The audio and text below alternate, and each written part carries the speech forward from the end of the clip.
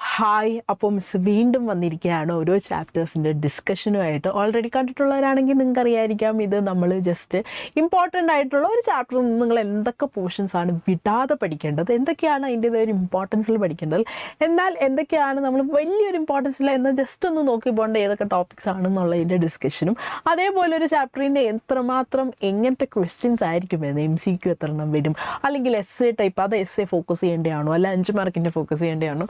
So ഇങ്ങനെ ഓരോ ചാപ്റ്ററിൻ്റെയും ഡിസ്കഷനായിട്ട് നമ്മൾ ഓൾറെഡി 6 ചാപ്റ്റേഴ്സിൻ്റെയും ചെയ്തിട്ടുണ്ട്. ഇന്ന് മിസ് വന്നിരിക്കുന്നത് നമ്മുടെ 7ാമത്തെ ചാപ്റ്ററായ ഡിപ്രീസിയേഷൻ, പ്രൊവിഷൻസ് ആൻഡ് റിസർവ്സിനെ കുറിച്ച് ഡിസ്കസ് ചെയ്യാനാണ്. അതിൽ നേരത്തെ വീഡിയോസ് എല്ലാം ചെയ്ത പോലെ തന്നെ വളരെ ഇമ്പോർട്ടൻ്റ് ആയിട്ടുള്ള ഏതാണ് അതാണ് ഇവിടെ കൊടുത്തേക്കുന്ന ഒരു സണ്ണൊക്കെ കൊടുത്തിട്ടുണ്ട്. പിന്നെ വെരി ഇമ്പോർട്ടൻ്റ് ആയിട്ടുള്ള നമ്മൾ കുറേ വർഷം, ചിലപ്പോൾ ഒരു വർഷം ചോദിക്കുകയാണെങ്കിൽ അടുത്ത വർഷം ചോദിക്കത്തില്ല, അങ്ങനെ കുറച്ച് ചാപ്റ്റേഴ്സ്, ടോപ്പിക്സ്. പിന്നെ വളരെ ലെസ് ഇമ്പോർട്ടൻ്റ് ആയിട്ടുള്ള, അല്ലെങ്കിൽ എന്താണ് ഇതിപ്പം ജസ്റ്റ് നമുക്ക് വിടാനും പറ്റില്ല, എവിടേക്കോ എപ്പോഴേക്കോ ചോദിച്ചിട്ടുണ്ടോ എന്നുള്ളതാണ്. അക്കൗണ്ടൻസി ആയതുകൊണ്ട് തന്നെ ആദ്യത്തുള്ള ചാപ്റ്ററിലൊക്കെ നമുക്ക് ഇത് നല്ല അടിപൊളിയായിട്ട് ഡിസ്റ്റിങ്ഷൻ ചെയ്യാൻ പറ്റുമായിരുന്നു. പക്ഷെ പിന്നെ അങ്ങോട്ട് വരുമ്പോഴത്തേക്കും ചില ചാപ്റ്റേഴ്സ് നമ്മളെല്ലാം പഠിച്ചിട്ട് പോകാതെ വേറെ ഓപ്ഷൻ ഇല്ല എന്നുള്ളതാണ്. പക്ഷേ എനിവേ നമുക്ക് ഈ ഒരു ചാപ്റ്ററിൻ്റെ എങ്ങനെയാണ്, അതിൽ എങ്ങനെ ഡീൽ ചെയ്യണം എന്നുള്ളത് കാണാം. ആൻഡ് അതേപോലെ 6 ചാപ്റ്റേഴ്സിന് നിങ്ങൾ കണ്ടിട്ടില്ല എന്നുണ്ടെങ്കിൽ ജസ്റ്റ് അതും ഒന്ന് കാണുക. ഓക്കെ, അപ്പം ഈ കൊടുത്തേക്കുന്നത് മിസ് നേരത്തെ എല്ലാം പറഞ്ഞേക്കുന്ന പോലെ തന്നെ ഒരു 2008-9 തൊട്ട് 2023-24 വരെയുള്ള പ്രീവിയസ് ഇയർ ക്വസ്റ്റ്യൻസ് ഈ ചാപ്റ്ററിൽ നിന്ന് ചോദിച്ചിട്ടുള്ള ക്വസ്റ്റ്യൻസാണ്. ലൈക്ക് MCQ എത്രണ്ണം ചോദിച്ചിട്ടുണ്ട്, ഷോർട്ട് ക്വസ്റ്റ്യൻസ് 2 മാർക്കിൻ്റെ എത്രണ്ണം ചോദിച്ചിട്ടുണ്ട്, 3 മാർക്കിൻ്റെ എത്രണ്ണം ചോദിച്ചിട്ടുണ്ട്, ലോങ് ആൻസർ ടൈം 4, 5, 6 മാർക്ക് എന്നുള്ള രീതിയിൽ എത്രണ്ണം ചോദിച്ചിട്ടുണ്ട്, എസ് എത്രണ്ണം ചോദിച്ചിട്ടുള്ളതെന്നാണ്. ഓക്കെ, അപ്പം ഇത് ഞാൻ നേരത്തെ പറഞ്ഞ പോലെ തന്നെ ഒരു ഏകദേശം കണക്കാണ്. കറക്റ്റ് എക്സാക്ട്ലി ഇത്രണ്ണം തന്നെ ചോദിച്ചിട്ടില്ല, ചിലപ്പോൾ ഒരു 2 എണ്ണം കൂടുതലായിരിക്കും, ചിലപ്പോൾ 2 എണ്ണം കുറവായിരിക്കും. പക്ഷേ എൻ്റെ ഒരു ഓവറോൾ റൗണ്ട് ഫിഗറാണ് കൊടുത്തേക്കുന്നത്. ഓക്കെ, ഇത് കൊടുക്കുന്നതിൻ്റെ റീസൺ വേറെ ഒന്നുമല്ല, നമ്മൾ ഓരോ ചാപ്റ്റർ പഠിക്കുമ്പോഴും എസ്സേ എന്നുള്ള രീതിയിൽ ഫോക്കസ് ചെയ്ത് പഠിക്കുന്ന ചാപ്റ്റർ എസ്സേ എന്നുള്ള രീതിയിൽ തന്നെ നമ്മൾ പഠിച്ചേ പറ്റത്തുള്ളൂ, അല്ലേ? 1 മാർക്ക് 2 മാർക്ക് അല്ലെങ്കിൽ അങ്ങനെ ക്വസ്റ്റ്യൻസ് ചോദിക്കുന്നതാണെങ്കിൽ അത് അങ്ങനെ തന്നെ വർക്കൗട്ട് ചെയ്യുക. നിങ്ങൾക്ക് മോഡൽ എക്സാം വരുന്നതുകൊണ്ട് തന്നെ, അത് ഈ പറഞ്ഞ പോലെ ഒരു ദിവസം 2 സബ്ജക്റ്റ് വരുന്നതുകൊണ്ട് തന്നെ നിങ്ങൾക്ക് ഈ പറഞ്ഞ പോലെ എല്ലാം ഒന്നും പഠിച്ചിട്ട് പോലും നടക്കില്ല. ഓക്കെ, അപ്പം ഇതൊന്ന് നോക്കി വെച്ചിട്ട് ഓരോ ചാപ്റ്റേഴ്സിനെയും അങ്ങനെ അപ്രോച്ച് ചെയ്യാം. ഓക്കെ, ഇമ്പോർട്ടൻ്റ് ആയിട്ടുള്ള നേരത്തെ പറഞ്ഞ പോലെ അത് നിങ്ങൾക്ക് കാണുമ്പോൾ മനസ്സിലാവും ടോപ്പിക്സ് ഏതൊക്കെയാണ് ഇമ്പോർട്ടൻ്റ്, ഏതൊക്കെയാണ് വിടാതെ പഠിക്കേണ്ടത്.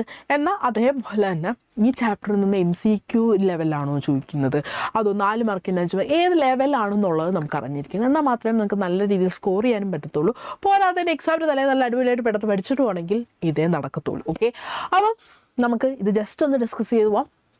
ഈ പറഞ്ഞ ചാപ്റ്ററിൽ നിന്ന് നമുക്ക് MCQ ഈ പറഞ്ഞ പോലെ 24 ക്വസ്റ്റ്യൻസ് ചോദിച്ചിട്ടുണ്ട്. ഓക്കെ, ഇത്രയും വർഷങ്ങളായിട്ട് 24 ക്വസ്റ്റ്യൻസ് ഇതിൽ നിന്ന് MCQ എന്നുള്ള രീതിയിൽ ചോദിച്ചിട്ടുണ്ട്. അപ്പം നിങ്ങൾക്ക് എന്തായാലും എല്ലാ ചാപ്റ്റേഴ്സിൽ നിന്നും അറ്റ്ലീസ്റ്റ് ഒരു ക്വസ്റ്റ്യനെങ്കിലും MCQ എന്നുള്ള രീതിയിൽ നമുക്ക് എന്തായാലും എക്സ്പെക്റ്റ് ചെയ്യാം. ഓക്കെ, പിന്നെ ഷോർട്ട് ക്വസ്റ്റ്യൻസ് എന്നുള്ള രീതിയിൽ 2 മാർക്കിൻ്റെ ക്വസ്റ്റ്യൻസ് എന്നുള്ള രീതിയിൽ 3 എണ്ണമൊക്കെ ചോദിച്ചിട്ടുള്ളൂ. ഓക്കെ, അപ്പോൾ 2 മാർക്കിന് അത്രയും അധികമായിട്ട് ഈ പറയുന്ന ചാപ്റ്ററിൽ നിന്ന് ക്വസ്റ്റ്യൻ ചോദിച്ചിട്ടില്ല.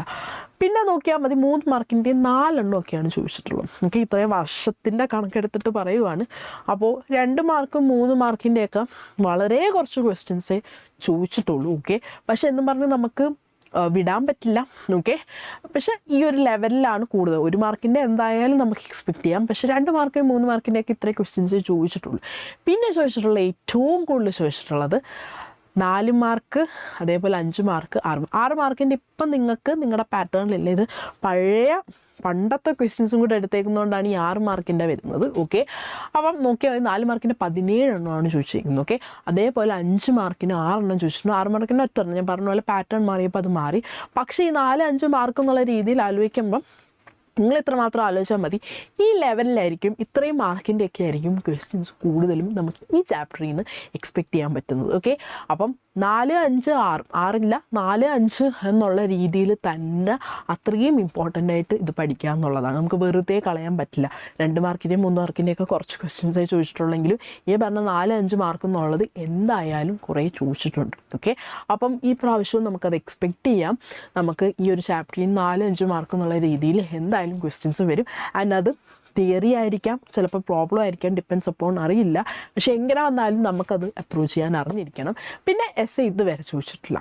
ഓക്കെ, ഇതുവരെ ഡിപ്രീസിയേഷൻ പ്രൊവിഷൻസ് ആൻഡ് റിസർവ്സ് എന്ന് പറയുന്ന ചാപ്റ്ററിൽ നിന്ന് എസ് ഇതുവരെ ചോദിച്ച് കണ്ടിട്ടില്ല.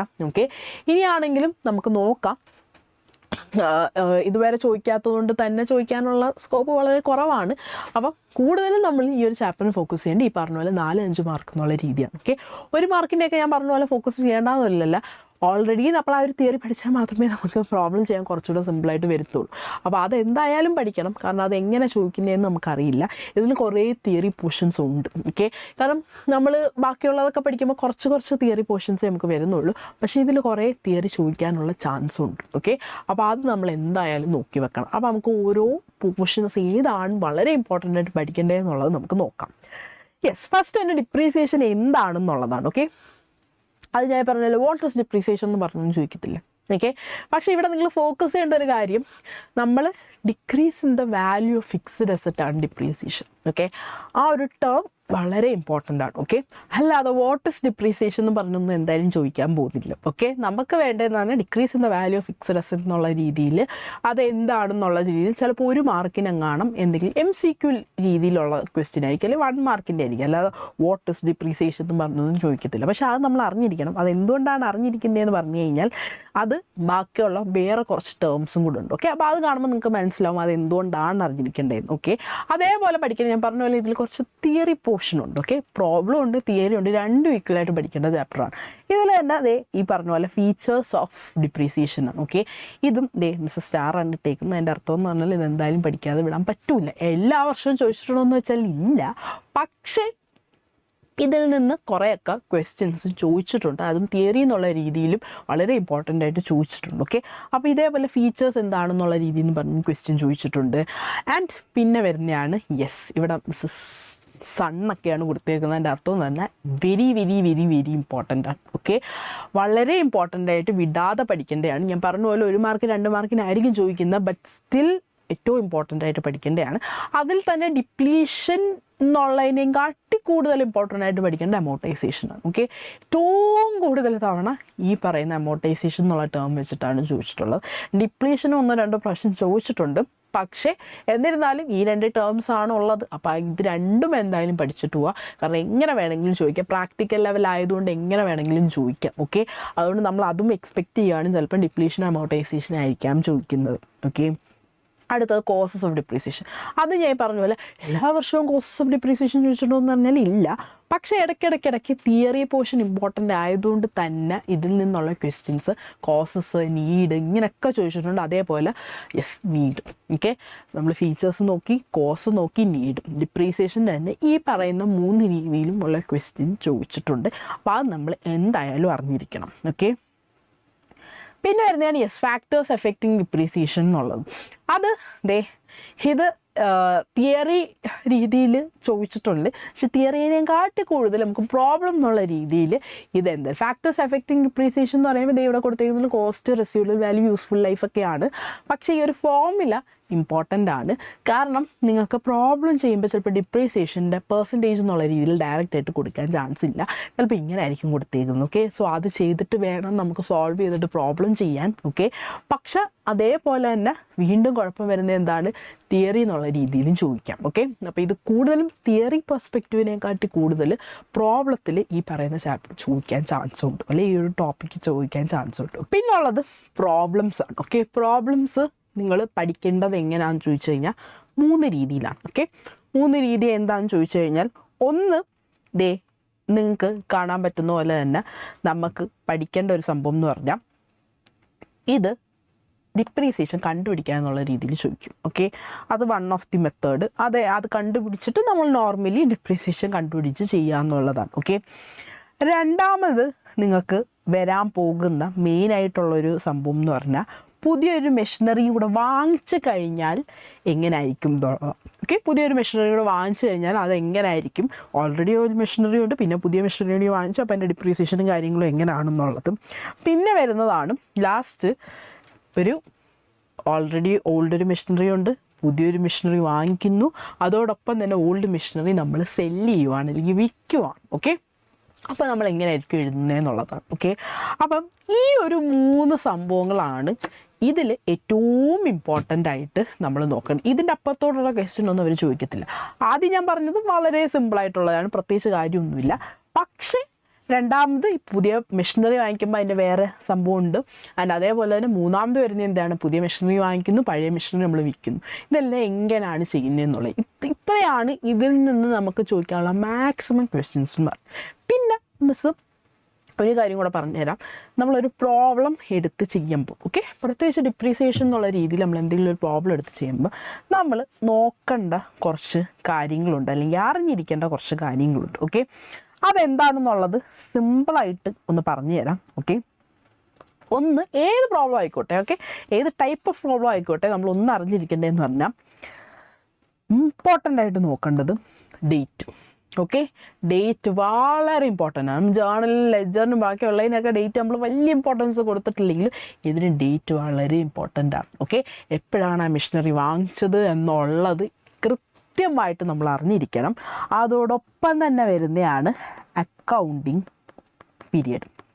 ഓക്കെ, അത് 1 April to 31 March ആണോ അതോ 1 January to 31 December ആണോ എന്നുള്ളത് കൃത്യമായിട്ട് അറിഞ്ഞിരിക്കണം. ഓക്കെ, അതും വളരെ ഇമ്പോർട്ടൻ്റ് ആയിട്ട് നമ്മൾ അറിഞ്ഞിരിക്കേണ്ട ഒരു സംഭവമാണ്. ഓക്കെ, മൂന്നാമത് വരുന്നത് മെത്തേഡ്സ്, സ്ട്രെയിറ്റ് ലൈൻ മെത്തേഡും അതേപോലെ റിട്ടേൺ ഡൗൺ വാല്യൂ മെത്തേഡുമാണ്. ഓക്കെ, അപ്പം ആ 2 മെത്തേഡിൽ ഏത് മെത്തേഡാണ്, ഓക്കെ, ഏത് മെത്തേഡാണെന്നുള്ളത് അല്ലെങ്കിൽ ഏത് മെത്തേഡാണ് നമ്മൾ ചെയ്യുന്നത് എന്നുള്ളത് നമ്മൾ കൃത്യമായിട്ട് അറിഞ്ഞിരിക്കണം. ഓക്കെ, അപ്പം മൂന്നാമതായിട്ട് നമ്മൾ അറിഞ്ഞിരിക്കേണ്ട സംഭവം എന്ന് പറഞ്ഞാൽ മെത്തേഡ് ഏതാണെന്നുള്ളത്, സ്ട്രെയിറ്റ് ലൈൻ ആണോ അതോ റിട്ടേൺ ഡൗൺ വാല്യൂ മെത്തേഡ് ആണെന്നുള്ളതിൻ്റെ മെത്തേഡ് ഓഫ് ഡിപ്രീസിയേഷൻ അറിഞ്ഞിരിക്കണം. ഓക്കെ, പിന്നെ നിങ്ങൾ നാലാമത് ഞാൻ നേരത്തെ പറഞ്ഞ പോലെ അതിലുള്ള അഡ്ജസ്റ്റ്മെൻറ്റ്സ്, വരാനുള്ള അഡ്ജസ്റ്റ്മെൻറ്റ്സ് എന്തൊക്കെയായിരിക്കും. നമുക്ക് അഡ്ജസ്റ്റ്മെൻറ്റ്സ് എന്നൊക്കെ പറയുമ്പോൾ ഭയങ്കര ടേമായിട്ട് തോന്നും, പക്ഷേ സംഭവമൊന്നുമില്ല. നമ്മൾ ഉദ്ദേശിക്കുന്നത് ഇത്രയേ ഉള്ളൂ. എന്താണ്, സിമ്പിളായിട്ടുള്ള ക്വസ്റ്റ്യൻ ആണോ അതോ ഏതെങ്കിലും പുതിയ മെഷീനറി വാങ്ങിച്ചിട്ടുണ്ടോ അല്ലെങ്കിൽ ഏതെങ്കിലും മെഷീനറി വിറ്റിട്ടുണ്ടോ. ഓക്കെ, ഇത് ഇത്രയാണ് കോംപ്ലിക്കേറ്റഡ് ആയിട്ടെന്നുള്ള രീതിയിൽ നിങ്ങൾക്ക് ചോദിക്കാനുള്ളത്. അപ്പോൾ അത് നമ്മൾ കൃത്യമായിട്ട് പഠിച്ചിരിക്കണം. ഓക്കെ, സോ ഇത്രയാണ് നമുക്ക് ഒരു ക്വസ്റ്റ്യൻ, ഡിപ്രീസിയേഷൻ ഒരു ക്വസ്റ്റ്യൻ കിട്ടിക്കഴിഞ്ഞാൽ നമുക്ക് ചെയ്യേണ്ട കാര്യം എന്ന് പറഞ്ഞു കഴിഞ്ഞാൽ. ഓക്കെ, പിന്നെ ഇതേപോലെ ക്വസ്റ്റ്യൻസ് കാണുമ്പോൾ തന്നെ നിങ്ങൾക്ക് മനസ്സിലാവും ഇത് എല്ലാം നമുക്ക് നേരത്തെ ചോദിച്ചിട്ടുള്ള ക്വസ്റ്റ്യൻസ് ആണ്. ഓക്കെ, കൂടുതലും ഇതിൻ്റെ അകത്ത് കണ്ടാൽ മനസ്സിലാവും അമോർട്ടൈസേഷനുമായിട്ട് റിലേറ്റ് ചെയ്തിട്ടുള്ള ക്വസ്റ്റ്യൻസ് ചോദിച്ചിട്ടുണ്ട്, നീഡ് ഫോർ ഡിപ്രീസിയേഷൻ ചോദിച്ചിട്ടുണ്ട്, ഡിപ്രീസിയേഷൻ ഏതിലാണ് ചാർജ് ചെയ്യുന്നതെന്നുള്ള രീതിയിൽ ചോദിച്ചിട്ടുണ്ട്. വീണ്ടും അമോർട്ടൈസേഷൻ്റെ ക്വസ്റ്റ്യനാണ്, വീണ്ടും നമ്മൾ നേരത്തെ പഠിച്ച പോലെ ഡിപ്രീസിയേഷനാണ്. സിമ്പിളായിട്ടുള്ള കുറച്ച് അല്ലാത്ത രീതിയിലുള്ള ക്വസ്റ്റ്യൻസ് ചോദിച്ചിട്ടുണ്ട്. ആൻഡ് ഇതേപോലെ ഇൻഡയറക്റ്റ് ആയിട്ടും ചോദിച്ചിട്ടുണ്ട്. റിട്ടേൺ ഡൗൺ വാല്യൂ മെത്തേഡും സ്ട്രെയിറ്റ് ലൈൻ മെത്തേഡുമായിട്ട് ബന്ധപ്പെട്ട് ചോദിച്ചിട്ടുണ്ട്. പിന്നെ എല്ലാം തിയറി. കൂടുതൽ അമോർട്ടൈസേഷൻ എന്താണ് അല്ലെങ്കിൽ ഡിപ്രീസിയേഷനുമായിട്ട് ബന്ധപ്പെട്ട എന്തെങ്കിലുമൊക്കെ ആയിരിക്കും ക്വസ്റ്റ്യൻസ് ചോദിക്കുന്നത്. ഇതൊക്കെ നിങ്ങൾക്ക് കണ്ടാൽ തന്നെ മനസ്സിലാവും 2010 ഇമ്പ്രൂവ്മെൻ്റ് വേറെ ക്വസ്റ്റ്യൻസ് ഉണ്ട്, മിസ്സൊക്കെ എഴുതിയത് വേറെ ഇതിൻ്റെ അകത്ത് ഉണ്ടെന്നുള്ളതാണ്. അപ്പം കൃത്യമായിട്ട് നമുക്കൊരു കുറേ വർഷങ്ങൾ എടുത്ത് നോക്കിയിട്ട് തന്നെ കൃത്യമായിട്ട് പഠിച്ചിട്ട് പോകാം. ഓക്കെ, അടുത്ത ഇതിൻ്റെ അകത്ത് വരുന്നൊരു ഇതാണ് പ്രൊവിഷനും റിസർവ്സ്. ഓക്കെ, മിസ് സണ്ണൊക്കെയാണ് ഇട്ടേക്കുന്നത്, ഉദ്ദേശിക്കുന്ന ഇത്രയേ ഉള്ളൂ, ഇമ്പോർട്ടൻ്റ് ആണ്. ഓക്കെ, ഞാൻ പറഞ്ഞ പോലെ തിയറി, ഇത് പ്രൊവിഷൻ റിസർവ്സിൻ്റെയും പ്രോബ്ലമോ കാര്യങ്ങളോ ഒന്നുമില്ല, ഡിപ്രീസിയേഷൻ്റെ റിലേറ്റഡ് ആയിട്ടുള്ള പ്രോബ്ലമേ വരത്തുള്ളൂ. പക്ഷേ ഇതിൽ നിന്ന് തിയറി ചോദിക്കാൻ ചാൻസ് ഉണ്ട്. ഓക്കെ, എന്താണ് പ്രൊവിഷൻ അല്ലെങ്കിൽ എന്താണ് റിസർവ് എന്നുള്ളതിന് കൃത്യമായിട്ടൊരു ഐഡിയ വേണം. ആൻഡ് ഐഡിയ വേണം എന്ന് പറയുമ്പോൾ ഞാൻ വീണ്ടും പറയുന്നു, പ്രാക്ടിക്കൽ ലെവൽ ക്വസ്റ്റ്യൻസ് ചോദിച്ചാലും എന്താണ് സംഭവം എന്നുള്ളതാണ്. അവർ ഡയറക്റ്റായിട്ട് ചിലപ്പോൾ വാട്ട് ഇസ് പ്രൊവിഷൻ എന്നുള്ള രീതിയിൽ ചോദിക്കാനുള്ള ചാൻസ് കുറവാണ്. ഓക്കെ, ചിലപ്പോൾ എന്തെങ്കിലും എക്സാമ്പിൾ കൊടുത്തിട്ടായിരിക്കും ചോദിക്കുന്നത്, ഇതെന്താണ്, പ്രൊവിഷനാണോ റിസർവ് ആണോ. ഓക്കെ, അല്ലെങ്കിൽ നമ്മൾ ഡിപ്രീസിയേഷൻ മാറ്റി വെക്കുന്നു, അല്ലെങ്കിൽ ബാഡ് ആൻഡ് ഡൗട്ട്ഫുൾ ഡെറ്റ്സ് എന്നുള്ള രീതിയിൽ, അല്ലെങ്കിൽ എക്സ്പെക്റ്റഡ് കണ്ടിജൻസിക്ക് വേണ്ടി നമ്മൾ മാറ്റി വെക്കുന്നു ഒരു എമൗണ്ട്, അത് എന്താണ് പറയുന്നത്. അങ്ങനെ എന്തെങ്കിലും ഇൻഡയറക്റ്റ് ആയിട്ടുള്ള രീതിയിലായിരിക്കും ചോദിക്കുന്നത്, ചിലപ്പോൾ എക്സാമ്പിൾ കൊടുത്തിട്ടായിരിക്കും ചോദിക്കുന്നത്. ഓക്കെ, അപ്പോൾ അതെന്തായാലും നമ്മൾ പഠിച്ചു വെക്കണം. തിയറി നമുക്ക് എക്സ്പെക്റ്റ് ചെയ്യാൻ പറ്റുന്നത്. ഞാൻ അതേപോലെ കൂടുതൽ തവണ ചോദിച്ചിട്ടുള്ള ഡിഫറൻസ്. ഓക്കെ, പ്രൊവിഷണൽ റിസർവിനെ പഠിക്കുമ്പോൾ അതിൻ്റെ ഡിഫറൻസ് അങ്ങനെ എന്തെങ്കിലും പഠിച്ചു കഴിഞ്ഞാൽ പിന്നെ ഡിഫറൻസ് പഠിക്കാതെ നമുക്ക് വിടുന്നൊരു സംഭവമില്ല, നമ്മൾ എന്തായാലും ഡിഫറൻസ് പഠിച്ചേ പറ്റത്തുള്ളൂ. ഓക്കെ, പിന്നെ റിസർവുമായിട്ട് റിലേറ്റ് ചെയ്തപ്പോൾ കുറച്ചുകൂടെ വരുന്നതാണ് റവന്യൂ റിസർവും ക്യാപിറ്റൽ റിസർവും. അതും കുറേ തവണ ചോദിച്ചിട്ടുണ്ട്. ഓക്കെ, നമുക്ക് ഇനിയാണെങ്കിൽ എക്സ്പെക്റ്റ് ചെയ്യാം. അതും ഡയറക്റ്റായിട്ട് ആവണമെന്നില്ല, ഇൻഡയറക്റ്റായിട്ടായിരിക്കും ചോദിക്കുന്നത്. ഇതൊന്നും ഞാൻ വീണ്ടും പറയുന്നു എസ്സേ എന്നുള്ള രീതിയിലല്ല ചോദിക്കുന്നത്, മാക്സിമം ഒരു 5 മാർക്ക് എന്നുള്ള രീതിയിലായിരിക്കും ചോദിക്കുന്നത്. ഓക്കെ, അപ്പം തിയറി പോർഷൻ എന്നുള്ള രീതിയിൽ ചിലപ്പോൾ ഇതിൽ നിന്ന് തിയറി ചോദിക്കും, അല്ലെങ്കിൽ പ്രോബ്ലം ചോദിക്കും. അപ്പം രണ്ടിനും നമ്മൾ പ്രിപ്പയർഡ് ആയിട്ടിരിക്കണം. ജസ്റ്റ് പ്രോബ്ലം മാത്രം 5 മാർക്കിനെ പഠിച്ചിട്ട് പോയിട്ടും കാര്യമില്ല. ചിലപ്പം ഇതേപോലെ ഈ പറഞ്ഞ പോലെ 2 മാർക്ക് 3 മാർക്ക് 4 മാർക്ക് 5 മാർക്ക് എന്നുള്ള രീതിയിൽ തിയറി ചോദിക്കാനും ചാൻസ്. കാരണം ഇതിൽ തിയറിയും പ്രോബ്ലം രണ്ടും ഈക്വലായിട്ട് വരുന്ന പോർഷനാണ്. ഓക്കെ, അടുത്ത് നോക്കാം സീക്രട്ട് റിസർവ്. ഓക്കെ, അതിൻ്റെയും കുറച്ച് ക്വസ്റ്റ്യൻസ് ചോദിച്ചിട്ടുണ്ട്. യെസ്, പിന്നെ അതുമായിട്ട് റിലേറ്റ് ചെയ്തിട്ട് ചോദിച്ചിട്ടുള്ള പല വർഷങ്ങളിൽ ചോദിച്ചിട്ടുള്ള കുറച്ച് ക്വസ്റ്റ്യൻസ് ആണ്. ഓക്കെ, പ്രൊവിഷനും റിസർവും തമ്മിലുള്ളത്. ഓക്കെ, തിയറി പോർഷൻ ഞാൻ പറഞ്ഞ പോലെ ഇതിൽ നിന്ന് എങ്ങനെ വേണമെങ്കിലും നമുക്ക് ചോദിക്കാം. ഓക്കെ, നമുക്കൊന്നും പറയാൻ പറ്റില്ല, എങ്ങനെ ചോദിച്ചാലും നമുക്ക് ആ ഒരു കോൺസെപ്റ്റ് അറിയാമെന്നുണ്ടെങ്കിൽ നമുക്കൊരു കുഴപ്പമില്ല. പിന്നെ ഇവിടെ കൊടുത്തേക്കുന്നതല്ല, നമ്മൾ നേരത്തെ കണ്ട പോലെ തന്നെ മെഷീനറി ആയിട്ട് ബന്ധപ്പെട്ട ഡിപ്രീസിയേഷൻ സംഭവം കാര്യങ്ങളുമായിട്ട് റിലേറ്റ് ചെയ്തിട്ടുള്ള ക്വസ്റ്റ്യനാണ്. ഓക്കെ, സോ ഇത്രയൊക്കെയാണ് ഈ ഒരു ചാപ്റ്ററിൽ നിന്ന് വരുന്നത്. ഓക്കെ, അപ്പം ഇതിൽ തിയറിയും പ്രോബ്ലവും രണ്ടും ഇമ്പോർട്ടൻ്റ് ആയിട്ട് പഠിക്കേണ്ട ചാപ്റ്ററാണ്. ഓക്കെ, അങ്ങനെ നമുക്ക് ഇന്നേന്നും പറഞ്ഞ് വിടാൻ പറ്റില്ല, ഏത് ഏരിയയിലായിരിക്കും ചോദിക്കുന്നത് എന്നുള്ളത്. കാരണം ഇത് ബാക്കിയുള്ള ചാപ്റ്റേഴ്സുമായിട്ട് കമ്പയർ ചെയ്ത് നോക്കുമ്പോൾ അതിൻ്റെ വെയിറ്റേജ് കുറവാണ്. ഓക്കെ, ചോദിക്കുന്ന ക്വസ്റ്റ്യൻസ് കുറവാണ്, പക്ഷേ ഏതാണ് ചോദിക്കുന്നതെന്നുള്ളത് നമുക്ക് യാതൊരു ഐഡിയ ഇല്ല. മറ്റേ കുറേ വട്ടെങ്കിലും ചോദിക്കും, നമുക്കറിയാം ഇതെന്തായാലും ചോദിക്കും. ഇതിൽ നിന്ന് അങ്ങനെയുള്ള ബാക്കിയുള്ള ചാപ്റ്റേഴ്സുമായിട്ട് കമ്പയർ ചെയ്ത് നോക്കുമ്പോൾ ചോദിക്കുന്ന ക്വസ്റ്റ്യൻ്റെ നമ്പർ കുറവായതുകൊണ്ട് തന്നെ ഇതേതായിരിക്കും ചോദിക്കുന്നതെന്നുള്ളത് നമുക്ക് പറയാൻ പറ്റില്ല. അപ്പം നമ്മളെല്ലാം എക്യുപ്ഡ് ആയിട്ടിരിക്കണം, എന്തൊക്കെയാണെങ്കിലും ഫുള്ള് പഠിക്കാം. ഓക്കെ, സോ ഇതുപോലുള്ള ഓരോ ചാപ്റ്റേഴ്സിൻ്റെ ബാക്കി ഇനി നമുക്ക് 2 ചാപ്റ്റേഴ്സും കൂടാണ് വരുന്നത്. അതിൻ്റെ വീഡിയോ ആയിട്ട് മിസ് അടുത്ത ക്ലാസ്സിന് വരുന്നതായിരിക്കും. Thank you so much.